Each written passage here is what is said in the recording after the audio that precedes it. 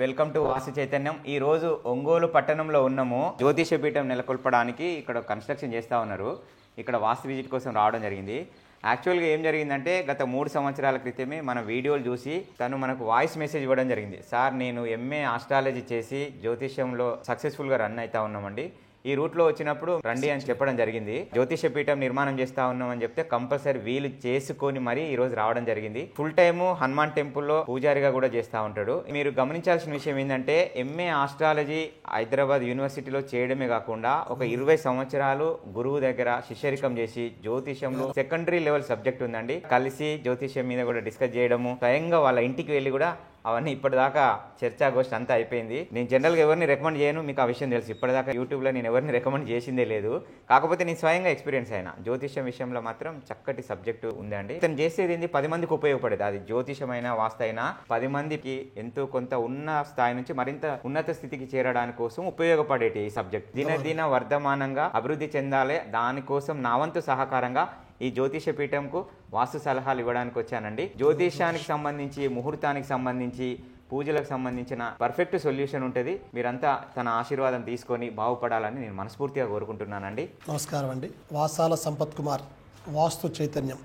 వీరి వీడియోస్ ఒకసారి నేను అబ్జర్వేషన్ చేసినప్పుడు మంచి కంటెంట్ ఉండి చక్కటి సలహాతోటి 10 మందికి ఉపయోగపడేట్టుగా హైదరాబాద్లో ఉన్నట్టుగా నేను గమనించానండి.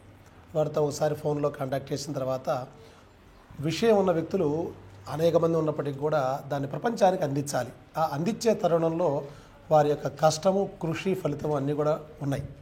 కాబట్టి ప్రతి ఒక్కరూ కూడా వారిని ఆశ్రయించి వాస్తుపరమైనటువంటి ప్రత్యేకమైనటువంటి సలహాలను మీరు తప్పకుండా తీసుకోవాలని మనవి చేస్తూ, జ్యోతిషపరంగా మా దగ్గర విషయం ఉన్న వాస్తుపరంగా నేను పూర్తి సాధన చేయలేకపోయాం.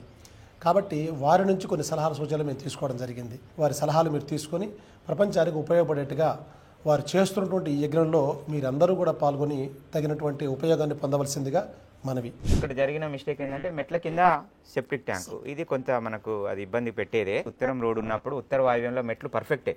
నేనే నా వీడియోలో చెప్తా ఉంటా, తూర్పు రోడ్ ఉన్న వాళ్ళు తూర్పు ఆగ్నేయంలో మెట్లు వేసుకోండి, ఉత్తరం రోడ్ ఉన్న వాళ్ళు ఉత్తర వాయువులో మెట్లు వేసుకోండి. ఇది పర్ఫెక్ట్. ఇప్పుడు ఏమైంది, ఇక్కడ మెట్ల కింద సెప్టిక్ ట్యాంక్ మూల దాకా పోయింది.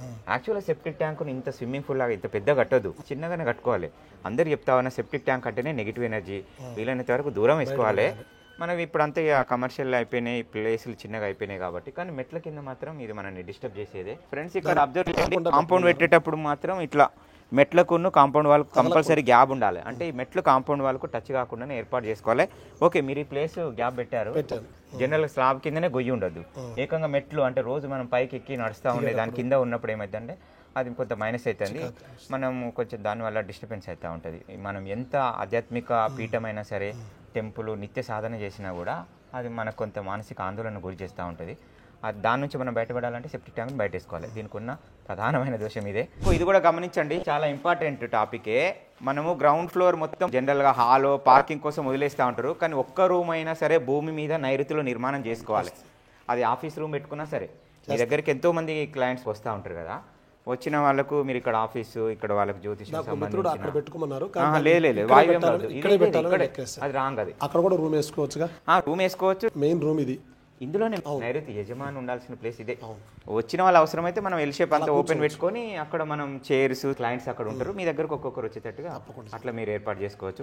ఫస్ట్ ఇక్కడ రూమ్ వేయడం వల్ల పని కూడా చాలా సజావుగా ముందుకు స్పీడప్ అయితే మీరు ప్రాక్టికల్ గా ఎక్స్పీరియన్స్ చేస్తారు దాన్ని. ఇప్పుడు జ్యోతిషం మీరు ఎంతగా నమ్మి ఎంత డెడికేషన్ గా సెకండరీ లెవెల్ వెళ్ళిరో, మీకు ప్రాక్టికల్ గా ఇక్కడ రూమ్ వేసినాక చూడండి ఇప్పటిదాకా పని ఇట్లా బ్రేకులు పడతా ఉంది. ఇప్పుడు రూమ్ వేసిన తర్వాత మీకు సాఫీగా ముందుకు సాగిపోతుంది.